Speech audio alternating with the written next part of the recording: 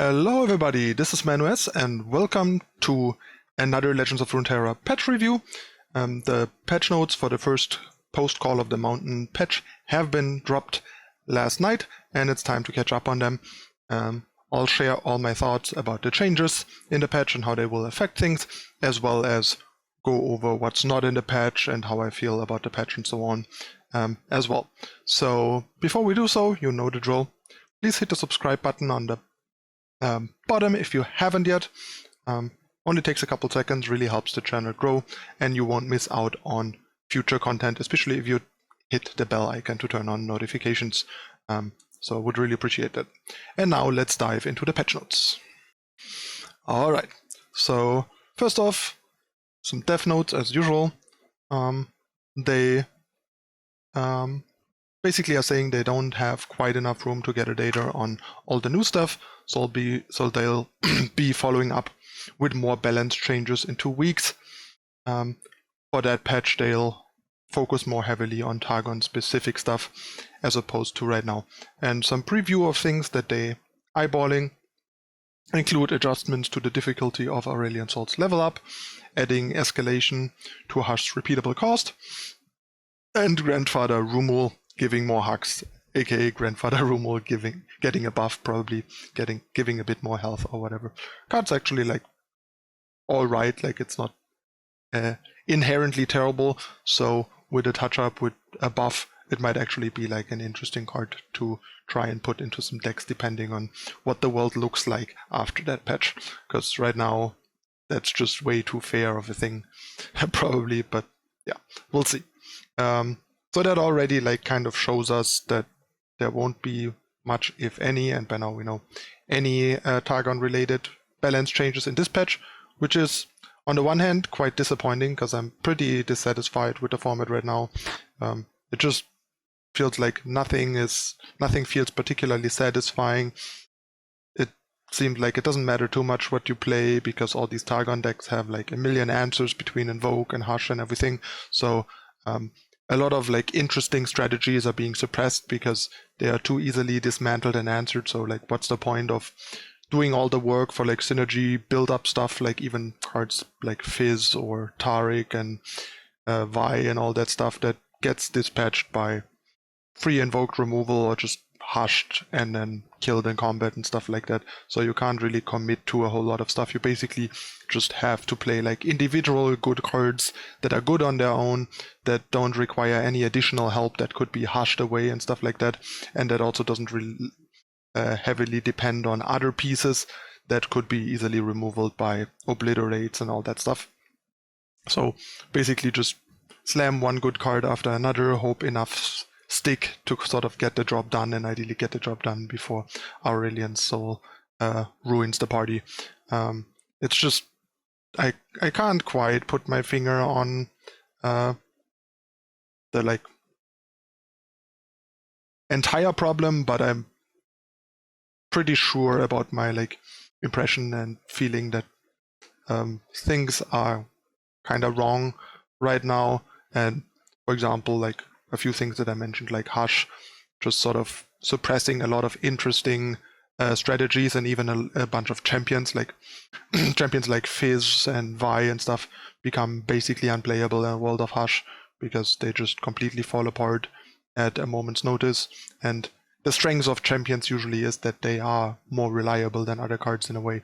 And they kind of outlined this philosophy in the beginning where they wanted champions to be harder to deal with, and then they bring Targon with Hush and 6 mana unconditional obliterate effects that just don't care what you play, and they just invalidate a lot of cards and a lot of like build up synergies, because if you go all in on like one champion trying to make them your vehicle because it's not that easy to deal with them, or they're pretty strong and the opponent needs some work to stop them, they just stop it with like one card and you lose multiple cards and a lot of tempo and all your work, and it's just, yeah, not very fun. Like a lot of cool strategies and interesting things you can do in Runeterra just yeah, fall apart in this world.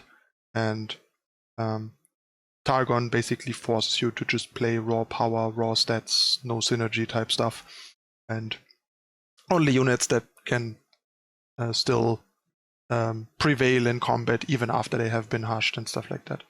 And pairing that with like all the other tools that already exist makes for like a pretty limiting environment. Like if we look at performance of the Targon decks in terms of stats, they're not even that strong, but that's, like I said, not the issue. The issue is not their power level in that sense. It's more the limiting factor they create and also their popularity. And that coupled with how popular they are means that they just suppress a lot of things despite their middling performance. And they also, the novelty, other factors that play into this here are the broken up release schedule. So a lot of regions basically haven't gotten anything new. So all you're left with are the old toys. So either you are forced to playing what you have been playing for months already, or you play the new cards, which is mostly Targon. And that's what we are seeing. We're seeing a resurgence of powerful old strategies from the people that don't care about novelty and just want to perform. And then the people that care more about novelty playing the actually worse performing newer decks. Like if you compare performances of, say, Scouts versus Targon decks, like Scouts way outperform Targon decks, but they are like not interesting. Like we have had this type of Demacia deck basically since day one, even before Bilgewater, and with Bilgewater it became stronger and more prominent. So I and a lot of other people weren't waiting for months for a new set just to end up playing the same deck still, because we didn't get any enough new Demacia cards to change that region and give that region any other like interesting directions or archetypes. Like sure, you could argue there is like Lux Azul now, but that's once again a Targon fuel thing and one of the like more limiting and unfun archetypes in the entire environment right now between Radiant Guardian and all the Targon tools, making the life of a lot of interesting decks very miserable, while overall still performing sort of medium due to its inherent issues of these sort of Lux mid-range control decks that are kind of limited in their capabilities. Despite a lot of raw power, they can still be sort of unwieldy and inconsistent because they have a lot of clunky cards. So depending on your draw, you either have the greatest deck or kind of like a wonky clunky mess at times that gets run over by decks like Scouts, for example. So yeah, it's just it feels like there isn't that much agency. It feels kind of like you're just hoping your like Targon opponents aren't drawing that well, so you can punish them for their sort of clunkiness and consistency issues. Because if they don't stumble, they just answer and lock and shut down a lot of what you're doing and eventually overpower you, and that's just not fun. So that's probably also what explains the mediocre performance. Like they either perform really well when they draw well, or pretty poorly when they don't, as opposed to other decks that have a more middling performance and have more of a like consistent way of how they play out, while their ceilings being lower but their floors also being higher, basically. So yeah, maybe enough ramble here. But yeah, those are just some of the thoughts, and I really hope a bunch of things that change in the next patch address this and rein in some of the suppression that is currently going on, and we can play more cool things, because there's actually like a bunch of cool and interesting things among other that came with the new set or were enabled with the new set, but at the same time completely shut down by the new set in the same process, which is just a bit disappointing, because we all were like kind of hoping for like a cool new world, and then we just kind of ended up in, okay, your cards don't matter world, where just raw stats and raw power matters, and it doesn't really matter too much what cards you put in your deck. It just matters like how high their raw rate is, basically. And then on top you have the invoke variance and swinginess of the overtuned Celestial cards you get from invoke, creating very frustrating situations because you frequently are facing cards that are too powerful to put into the real game, and they would never put into the game, so you could actually put them in your deck. But the variance on Invoke is also kind of low enough that you get one of them often enough that they're pretty reliably, and it's not that different from actually having them in your deck, especially if you play a lot of Invoke cards. So in the end, they gave us cards they would never put into the regular card pool at a consistency rate that basically makes them as consistent or more consistent than if they would be in the regular card pool in a way. And also, and not at that huge of a like tempo cost to get them also, and also with enough like similar, redundant, slightly worse versions that even if you don't get like the primary strong one, there's still like a secondary and a tertiary that are better than regular cards to get like, say, the top end finishers. Like all of them are pretty powerful and pretty good at getting the job done. Some are better than others, but they still often mean like, oops, game is just suddenly ended and stuff like that. So yeah, not that great. And you get a lot of top end you can put in your deck without having top end. So suddenly you have these decks that top out at 5 or 6 while dropping like the best 8-9 drop finishers in the game without ever having to draw them in their opening hand or early game to clock up their hands and stuff like that. It's all kinds of wild. Anyway, now we really stop the rambling and get into the balance changes. I hope you enjoyed this sort of tangent that I went on regarding my thoughts on the format, because I'm really not that happy right now. As you know from my stream, I'm also not master yet because I don't really like any deck to play it enough to get to master, despite me having played and found a couple decks that have a high enough win rate to get there if you play them enough, but I just really don't want to grind decks that I don't feel like doing so, basically, and rather keep experimenting at the cost of my rank. Alright, so first we have the champion changes. The promised Ezreal change happened, and it's a bit more stark than I anticipated. Now it requires 10 stacks instead of 8. I would have preferred it to be 9, just like a slight touch-up. Ezreal is in a pretty bad spot right now. He's still, like in a vacuum, a pretty strong card that is probably only getting better the more options he gains. But at least at this point, I think putting him to 10 is not really helping the format and might be too strong of a change. I would have preferred him to be put to 9 for now and reevaluate at a later point, or maybe even not change him at all right now, because he is still fine, but I understand that at some point he probably needs some tuning because he is poised to come back and come back stronger eventually.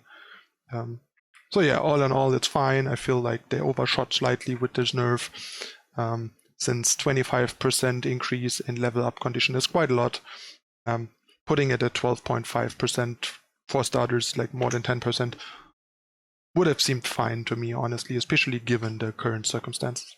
But, I mean, I guess they know more than I do in a way, because they have more data, more information on what is to come in the future with new cards and stuff like that. So I cannot judge their decision as well as they can judge how justified this change is, obviously. But those are just my thoughts from the outside and with the information that I have. Next we have Lee Sin. They already hinted at a change coming to Lee Sin, making him more impactful in the early game, and oh boy did they do that. First of all, I expected them to probably decrease his cost, but and probably put him at 4 or 5. My closest guess, if you remember from my stream, some of you may have listened to this conversation on stream, my closest guess was, my most likely assumption was 5, because Karma, having been moved from 5 to 6, opened up this slot of Ionia sort of losing a 5-cost champion, and it would have made sense to sort of swap Lee Sin and Karma retroactively and put Lee Sin from 6 to 5 to fill that gap in a way and make him like a 3-5. That's basically what I assumed would happen, but they went even further, and I'm not remotely mad about it, because it's obviously in a way better. It just means there's no 5-cost champion and 2 4-cost champions, but 3 4-cost champions in Ionia now. That's a bit awkward in a way, because I think it would have been nicer to spread it out. But obviously Lee Sin is, especially the way they changed him, as a 4-cost card, notably better than as a 5-cost card. Like a 4-cost 3/4 Lee Sin is much stronger than a 5-cost 3/5 Lee Sin, because first of all, 1 health point is definitely worth much less than 1 mana cost. So losing only 1 health point to become a 4-cost instead of a 5-cost, as what I assumed, is pretty big. Going from 7 to 8 in terms of level up is whatever, because now the 4-cost Lee Sin is such a good 4-drop that you don't even care that much anymore if he levels, because he's an actively good card. Like a 4-cost 3/4 challenger that can also gain barrier, like assuming that your deck is built in a way that you can usually without much issue give him challenger pretty easily and reliably, is amazing. Like, challengers are strong. The cheaper the challengers are, the better they are. If they also come with barrier and solid stats, or like built-in barrier on a challenger is so good, and the increase from 7 to 8 isn't even that big, so he'll still probably be leveled around the time the old Lee Sin would have been able to attack in a leveled manner. So yeah, it's super minor, since even if your like Lee Sin does level on 6, often like if you're on odd, you can't attack until 7 with the leveled Lee Sin, and even if this might make it harder to level it on 6, by 7 you probably still level it given the 1 higher condition, and then you're basically on odd in the same boat for the first level up attack as the 6-cost Lee Sin with the 7+ condition was. So not much lost here and a lot gained. Also the +1/+1 from level up obviously also is much more impactful the smaller the unit is. Putting +1/+1 on a 3/6, not that big of a deal. Putting +1/+1 on a 3/4 for 4, much bigger deal, because suddenly the percentage increase of stats is notably higher than for the 6-drop. Also, the thing is, the smaller Lee Sin will take more damage more often, because you will have more chances to get into combat with him before he levels up. So getting the extra stats later matters more, while the big Lee Sin often kind of leveled right away and then never took damage in combat anyway because of his level up form, where he just doesn't actually get in combat with the unit that he challenges. So the stats also suddenly become more meaningful on him, as opposed before, where the high health on Lee Sin actually was kind of irrelevant. Like, he had a lot of health that didn't really do anything, because other than the occasional like free blocks that he could gain even without barrier, on offense his health basically never mattered. Also, they changed his champion spell from the clunky, awkward 7-cost Dragon's Kick to the awesome, cheap, and flexible Sonic Wave that also actually makes his level up notably easier, because now you immediately get 2 level up stacks from the second Lee Sin that you have, as opposed to basically 0, because you never played Dragon's Kick, so Dragon's Kick didn't actually help Lee Sin level at all, which was also weird, because normally most champion spells are designed to help the champion level up. So if you draw a second copy, it speeds up your leveling up process. There are some champions where this isn't true, and they synergize with the champion in some other ways, but a lot of the time they do, and I think those are kind of the best cases and best designs in a way. And this one is amazing. It gives you more board control. The resonating strike part is also great with the leveled up Lee Sin later for like bigger kicks, and it's just Sonic Wave is a card that is pretty good actually, but often not quite good enough, a bit too conditional, a bit too situational to put into most decks. But getting it in your deck for free as Lee Sin's champion spell is amazing, and this is another huge upgrade. I completely love the change to Lee Sin. Lee Sin is now a real card, and it's actually a really cool and a pretty good card, and I'm excited to mess around with the Lee Sin. I think this is going to be huge, and he'll probably have a place in the metagame, at least in like a solid tier 2 deck, maybe even better. We'll have to wait and see. Also might depend on the changes in the next patch to make that happen, because right now Lee Sin, at least in some of forms and some of the things you can do with him past just being a good challenge champion are once again oppressed by Targon's Obliterate and Hush and stuff. So sort of all in Lee Sin Targon type stuff is still suffering from the same issues, but Lee Sin as the kind of like just good standalone unleveled champion card, like a lot of the other lower cost champions, is very real and not very affected by Hush or the Targon removal, especially now because he trades a lot better with the more expensive Targon removal. So yeah, super excited about this change. Lee Sin at 6 was really weird. He was very poorly designed, honestly. He didn't make any sense. He didn't have any plays, and he also like seemed way too sort of heavy and expensive for sort of the agile, medium-sized kind of champion that he is in League of Legends. Like if you compare him to like Sejuani, like how does it make sense that both of those are 6-drops? How does it make sense that while both of those are 6-drops, Sejuani in a way is the much more like beefy champion in a way, when Lee Sin is this like super agile martial artist that turned out to just be really tanky for a weird reason. And yeah, I don't know, the card just didn't reflect the champion very well, I thought, from what I would have expected from a Lee Sin champion card. And this actually is like pretty in line with it, like a mid-game sort of board control-y, bit gimmicky, playful champion that has a bunch of cool moves and tricks to control the board and control his enemies and outmaneuver and outplay his enemies. So I think this now reflects the identity of Lee Sin as a champion in League of Legends much, much better in both champion spell, size, cost, and so on. So yeah, great. Excited about this.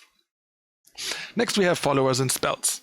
So first off, we have the change to war chefs. I really hate this change. I think it was not necessary. I guess they want to like artificially decrease the impact of scouts, but as I mentioned before, the impact of scouts has a lot more to do with like the environment than with scouts itself. Like if the environment is more diverse and more healthy and the cards you play actually matter, scouts is reined in a lot more. Part of why scouts is good is scouts doesn't really care about 6-mana obliterate removal and like Hush. Both of those cards are not very good against scouts. So if everyone is making the text on your cards not matter, what's the best thing to do? Just go up the curve with well-studded units that don't lose a lot on silence and just smack your opponent in the face. So yeah, I don't think this was necessary. They're talking about like increasing variety, but it doesn't really increase variety because the thing is there's no variety. Like if you look at 2-drops in Demacia, there's nothing else. Like it's literally war chefs, protector, and garbage in comparison. Like sure, there's technically battlesmiths, but that requires to like build your deck in a very limiting specific way, and it's also more of sort of an enchantment on a stick than an actual unit, because as a 2/2 you're not actually doing much of unit things. You're just sitting around giving out buffs, giving out weapons. So there isn't really any like option, and with the logic they applied here, they could have just as well did the same to like Brightsteel Protector. And yeah, I don't know, like war chefs also indirectly hurts a lot of other things. Like it makes it actually kind of, I would argue, decreases diversity within Demacia archetypes, because there's actually like a secondary sort of new Demacia archetype thanks to the new set, which is Lulu support Demacia, which is in the larger sense the same kind of mid-range beatdown archetype as scouts, but it has a different dynamic and some different strengths and weaknesses, and this kind of in a way dies with war chefs, because war chefs was super integral to that, because it basically needed war chefs, Young Witch, Lulu, and potentially Shen or Fuzzy Caretaker as force support to level Lulu fast enough. And losing out on war chefs is pretty bad. And honestly, I think despite the lack of options, war chefs is too bad to realistically see play. I will cut war chefs from my deck. I think 1/3s that need to attack, that need to get in combat, are basically unplayable. You need to be 3/2 or 2/3 on a 2-drop that gets in combat, or be a 2/2 that has like major utility or value upsides like House Spider or Deckhand. And Deckhand is not really in a deck to be a combat unit. It's just like a body with utility. House Spider is the closest to a like combat focused 2-drop that is 2/2, but it virtually is 3/3 over 2 cards. So yeah, I think Warchefs is dead. Rip Warchefs. And basically what you will do is you have to unfortunately extend your splash like in the classic Misfortune Scouts. That probably means going back to Hired Gun as the 2-drop. Going to 6 Bilgewater cards as a splash with Bannerman is suboptimal, but it's still within the acceptable range. I wouldn't ever go past 6, but 6 is still bearable, and I think the gain of Hired Gun over the nerfed Warchefs is huge enough to take the hit on the Bannerman proc chance, basically. There's also the possibility to X the second champion and run Lucian as a second 2-drop. That will hurt your power level a bit, but you can just basically turn Quinn into like Lancer and turn Warchefs into Lucian and not even run Senna, because that has proven to be kind of a trap and is even worse in a world with a lot of avalanches again, so you probably don't want to do that. That's the other thing, like Demacia kind of loses its sort of avalanche Mystic Shot proof 2-drop, so now all your 2-drops play into that, making sort of Trundle, Targon Ramp, and War Mother Avalanche decks more problematic to deal with. I guess now, if it wasn't time already, now it's definitely time to go to 3 Rangers Resolve probably. But yeah, other variants like with just splashing Z instead of Misfortune have similar options. So there's workarounds, because there's a lot of like replaceability, like whether you run Quinn or Screeching Dragon or Lancer as your 5-drop doesn't make that much of a difference. But if you run Dragon or Lancer, usually Lancer if you ask me, you free up a champion slot, so you can just put in a different champion to compensate in a different spot. Like for example Lucian to get a second like on region 2-drop if you don't want to play 6 splash cards, or you don't even have a good 2-drop in your splash region. Like Ionia probably doesn't have a particularly good like 2-drop option in it alongside that. Like you could run Young Witch, which is fine, but Witch is pretty fragile and has much less of a board presence than Warchefs had, so that comes with it with its own issues. And you don't even want to run like Young Witch Lulu, because Warchefs is gone, so Young Witch and Lulu as the only support units is probably worse than just running Z. So yeah, really dislike this change.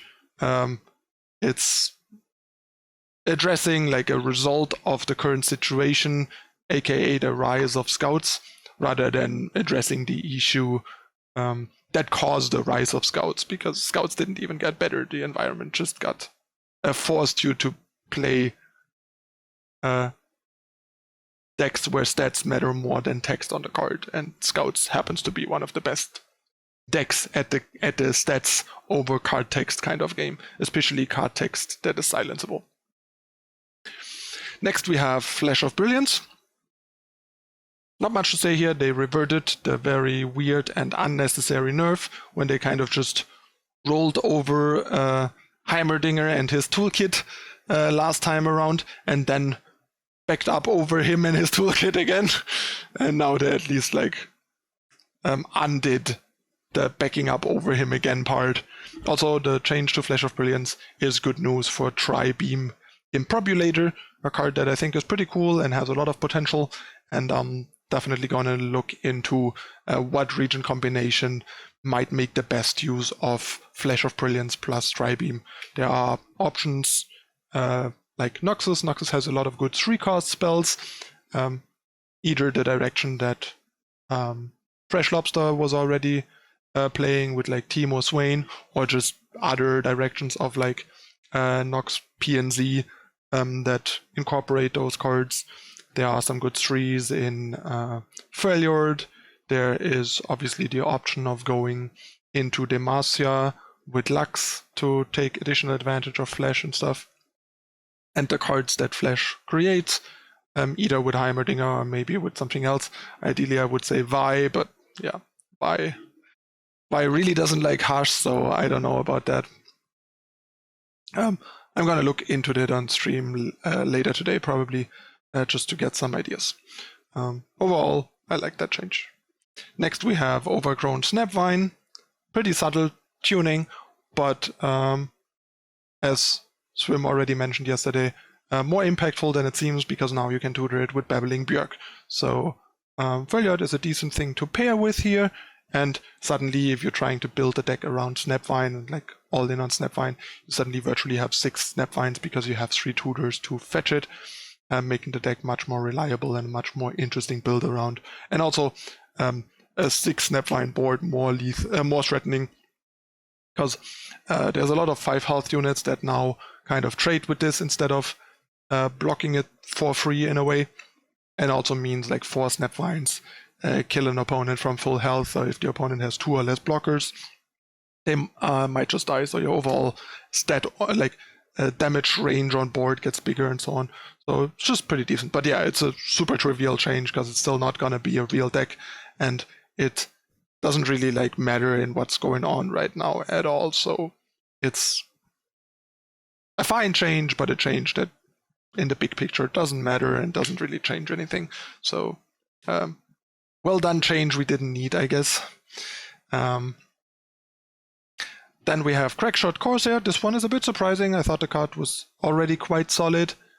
And now it's actually pretty great. Like now you can even attack into stuff like Omen Hawks and Hapless Aristocrats, dealing 1 damage and killing them or killing half of them, which is pretty great. It doesn't randomly die to all the Shadow Isles pings and make it rain anymore. So this card just got a whole moved up in the ranks of 1-drop candidates in proactive Bilgewater decks quite a bit, and was already like a reasonable consideration in some regards, just a little on the light side, and now it's pretty good. So yeah, quite like that change, pretty cool. The next one is big, so Jagged Taskmaster. This card just got reduced from 3 to 2 and reduced from 4/3 to 3/2. Otherwise, it's still the same card, which is a huge buff. First of all, a 2-cost 3/2 with such a powerful effect is much, much stronger than a 3-cost 4/3. Since the problem with the 3-cost 4/3 is it trades down into a lot of 2-drops. While that is still 2 for 3/2s or 2, there are a lot less 1-drops that have 2 attack that also see play, and there are also a lot less 2-drops in the game than a lot less 1-drops in the game, or like in the meta game, than 2-drops. So this is a huge upgrade. Also, Bilgewater was in a way missing a sort of truly aggressive, proactive 2-drop. All the 2-drops, like the most aggressive one basically was Hired Gun, which was still pretty utilitarian, like and the others were just like pure value and utility. And now we have a true aggro Bilgewater 2-drop, which is amazing and does great things. It pairs well with Petty Officer, it pairs well with your good 2-drops. It is another good payoff for your warning shots, so you can more easily put warning shot in your deck to go for the like sick turn 1 warning shot butcher play. This is amazing, and I just started falling for like Pirate Aggro yesterday on stream, and it's the deck that has done the best for me so far in this patch overalls. I only played like 20 games, so we'll play it more and probably finish the Master's Climb finally with it. But this is huge, and this will sort of rework the deck in a cool way and make it better and more interesting. And I'm excited about working on the like new and improved Pirate Aggro version. To be fair, this buff could actually make this archetype really dangerous in a problematic way. The deck already in the 20 games yesterday felt really good. I went like 16-4, which is the best 20 game set performance that I had with any archetype that I played in this format right now. So with the like very limited data I have of my own with the deck so far, the deck already seems potentially very strong, and this could push it over the edge. So we'll have to see how this pans out. But yeah, making this card and this effect more accessible and more widely playable is huge. It's also going to be super interesting for Sejuani Gangplank decks. So yeah, this card is one of the major changes, especially the major buffs together with the Lee Sin buff coming in this patch, and I'm looking forward to it. Next, we have a much needed change to Yodel Grifter. Now both of his effects are part of the Allegiance, so no more 9 to 12 splash Grifter decks with Rex. Now you stick to 6 or less, or you are getting really owned. And even the 6 is quite punishing here, because every time your Grifter whiffs, it could be really, really bad for your Rexes or your like Gangplank, Sejuani, whatever level up stuff. So you ideally want to stay below 6 even in a lot of decks, which definitely puts the screws to Sejuani Gangplank a bit, although a lot of versions have already cut Omen Hawk and are only on like 6 splash cards, which I actually didn't like before, but now with this change I'm very much on board with it. Either you play like Omen Hawk, Sejuani, or you only play Sejuani and maybe a couple of Furies again, or a couple of Bjergs, probably not 3 of those. But it's fine, because now actually the elusive 1-drop gets a lot more playable with Jagged Taskmaster than before, because I didn't like the card before. I thought it was too low impact and not worth it over Omen Hawk before the Grifter change.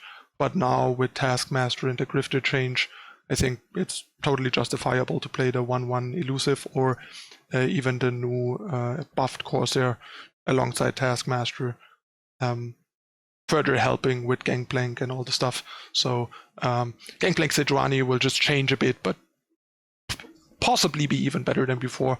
But Ezreal Twisted Fate basically dying for good now. It wasn't much part of the metagame right now, and was in a rough spot because of Targon decks healing way too much, and Avalanche being a nightmare for that deck secretly. But now with the change to Grifter, that deck is basically dead and gone, because it was super reliant on Grifter, at least always giving you a warning shot. And if you cut down to like 6 or less PNZ cards, your deck isn't functional at its like Ezreal or otherwise general game plan much anymore. So that deck is gone. But I think this is a very good change. The card was too much of a free roll outside of the traditional Allegiance shells, and this puts it brings it in line with all the other Allegiance cards. Now we only probably need a bit of a tweak to the Freljord Allegiance card, which is just too bad. And we probably could also use maybe a minor tweak to the PNZ Allegiance cards, because those two are the ones that are kind of lagging behind. The PNZ one at least saw some play here and there, and experimentation has a bit more appeal, but especially the Freljord one is in kind of an awkward place and has no real incentives to play realistically. But yeah, good change. Just not really what I expected from this patch. But on the other hand, I understand that they want to take their time, give the set some time to breathe. In general, I think that's a good thing, but I just feel like currently the situation is a bit too stark to like wait too long, and there's a lot of frustration and dissatisfaction across all levels of play, be it like lower levels or even like high level competitive. Theo crafters and content creators all have negative things to say about the format and the new set and how they released it, and about the state of the game, and negative feelings about it. So it seemed like there's a certain urgency for changes, improvements that we didn't get with this patch, but I guess we'll see in 2 weeks. And last but not least, we get an unexpected buff to Cygnus. I felt Cygnus was totally fine. I was playing 2 in my Nightfall aggro deck. He wasn't great, but he was solid and he did the job, and the power level of the rest of the deck's pretty high, so it was fine. But yeah, now he's a rare card. 6 cost, 5/3, pretty reasonable stats. He also hits harder. He's harder to shut down. Before it was a lot easier for people to Avalanche or Mystic Shot or whatever him away, or Death Hand and stuff. Now he's a lot harder to stop, so he's more likely to get in for 5. So if you suddenly put this on another like 3+ health unit with elusive, you have 2 pretty threatening elusive hits coming in that the opponent can stop much harder, and even the elusive blockers often will jump block rather than trade or anything. So yeah, that solidifies me in the like 2 sickness that I've been running from the beginning, basically. That to an extent I only was running because there wasn't really anything better. If I would have had anything better, I would have been open to giving them up, because like a 6-cost Nightfall card still kind of unwieldy, and the card was doing the job, but it wasn't great. And now it's much more cemented as like a good option that you don't like actively try to replace and just be pretty content with. It's also obviously a nicer card to pull out of horror in a deck that is just playing horror, and before was just getting this 6-cost 4/2 that was quite the dud, and now a 5/3 can trade up a lot better on defense, because like I said, 5 attack is kind of the critical mass to trade with a lot of common bigger units that often have are like 5/5, like Gangplanks and Hearthguards and all that stuff. Because there's actually not that many 4 health units in the game. A lot of them are 3 or less, or 5. So 4 is kind of like the least meaningful power situation. The jump from 3 attack to 4 attack in terms of unit combat is pretty small, while the jump from 4 to 5 is quite big again. The same with 2 health versus 3 health as opposed to 2 versus 1. Although I guess the 2/1 is also pretty stark.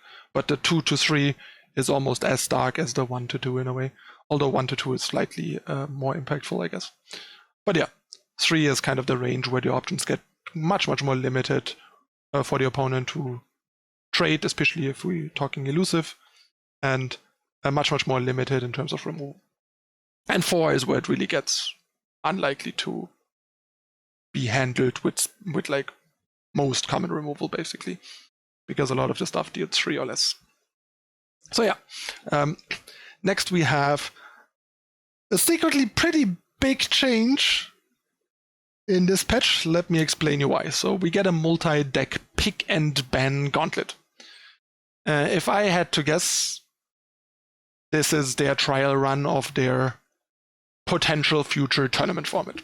I think they are testing a potential rules for their tournament lineup, which are actually notably different from the currently most widely agreed upon tournament rules in the third-party events, in a way that I like. So first off, no champions duplicated between decks. That makes sense, is obvious. But the region limitations are much less extreme. That means different region combinations for each deck. So you can, it's even more liberal than I would have ideally wanted the third-party events to be. I'm a big proponent of basically sort of the unified constructed approach that we have in Magic, for example, where there's no limitation on a color, on how often you can play a color or a region, but there's a limitation on how often you can play each card. You can only have each card in a single deck, and only up to like 1 playset. So you can't even split a playset. Like you couldn't put like 2 Hush in one Targon deck and 1 Hush in another Targon deck, for example. You can only put Hush in 1 Targon deck, even if you have 2 Targon decks, for example. But you could have 2 Targon decks as long as they don't have any cards in common, including champions. Here they can even have that, the way it seems. So they can only not have champions in common, but everything else they can. Like you can run 3 Hush in one deck and 2 Hush in another, as long as they have different champions. And one can be, I don't know, Targon Demacia, and one can be Targon Freljord. So you can technically run like Trundle Aesol and like Lux Aesol.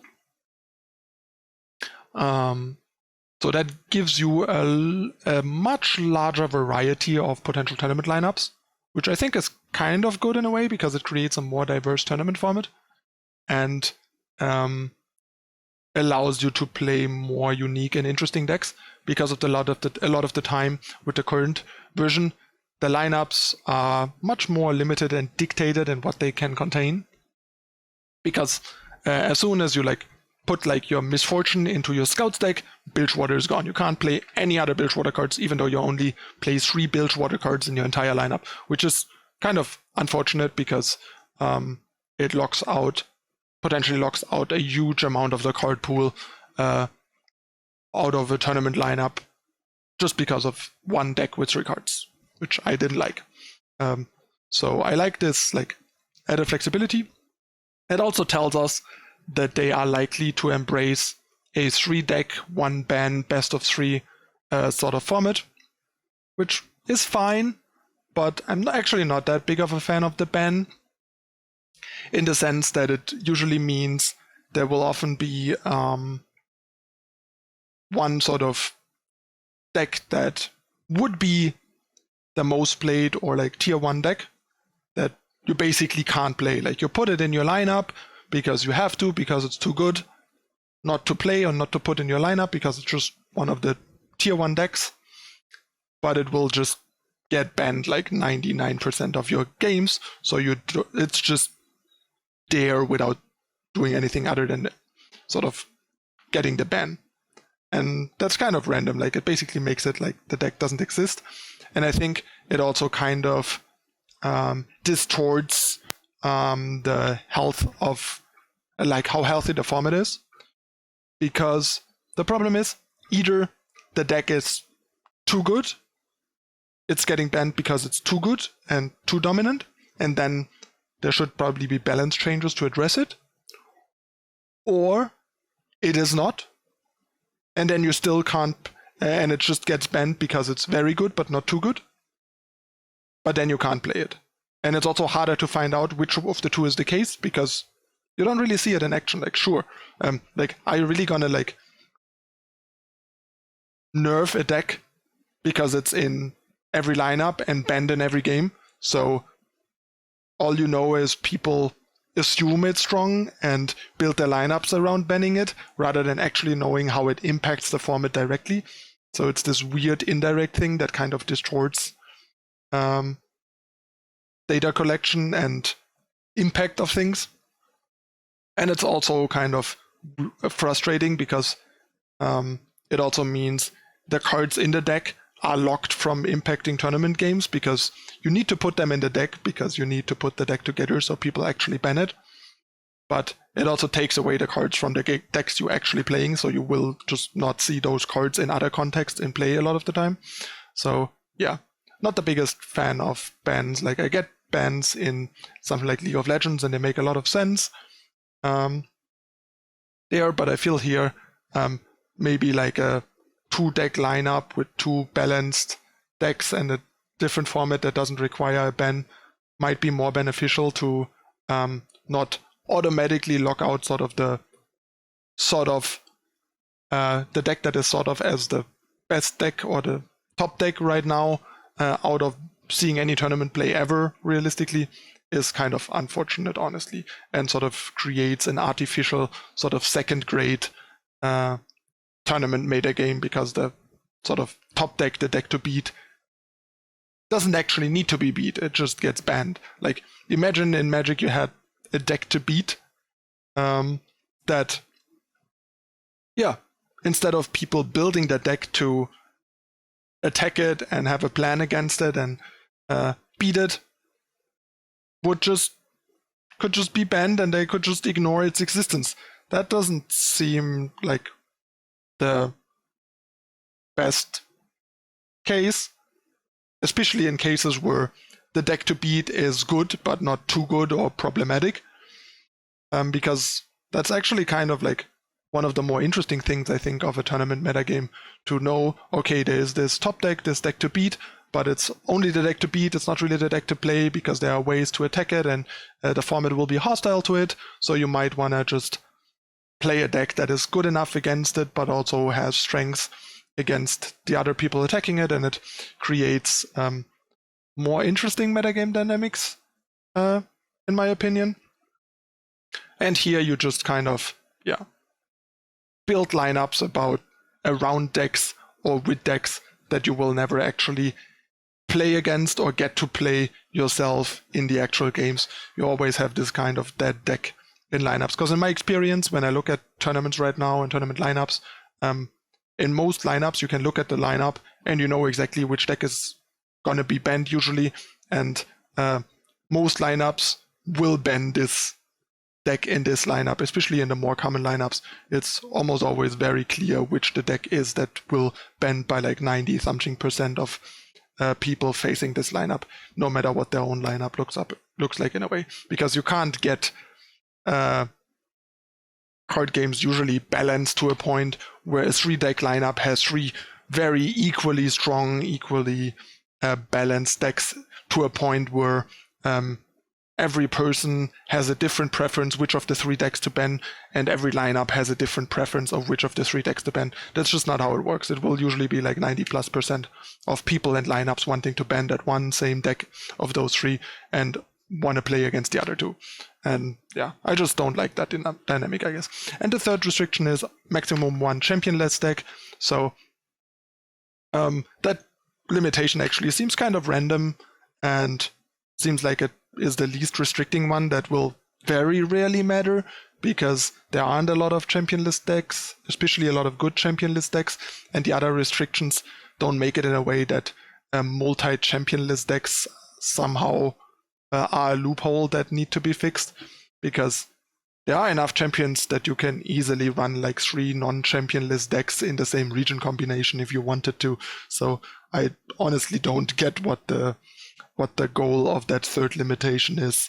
I don't know of like multiple championless decks that I would want to play, or that even would be a problem to have in a lineup or whatever. It's very strange. But we'll see how this plays out. And to be fair, this is certainly not going to be a final thing or anything, but I'm pretty sure this is them feeling out a potential tournament format and then adjusting it from there. This could be close to the final tournament format. It could also be like changed drastically after the results of this gauntlet and their experience and data that they gather from this trial. But it's interesting that they have this like fairly different limitation approach and a much more open set of rules for lineup construction as their sort of baseline or starting point for figuring out a 3-deck tournament format, which is cool, and I'm curious how this pans out. And I think this is actually like a pretty big deal to have this. And it's also cool because it allows you to an extent to do some tournament-like games within the client with regular queues. It is unfortunate, however, that this rule set is different enough from current actual tournament rule sets that it isn't actually like particularly representative testing for actual tournaments, unless actual tournaments take this as a big enough queue to basically change their restriction rule sets to exactly this rule set until Riot puts out a new one, which is possible but not that likely, especially not right away. But yeah, pretty interesting and exciting that they're starting to work towards a competitive tournament style format in the client, testing it with people and getting us sort of one step closer towards like an official tournament format and potential esports circuit for Runeterra. At least that's what I would read into this. But let me know in the comments what you think about it.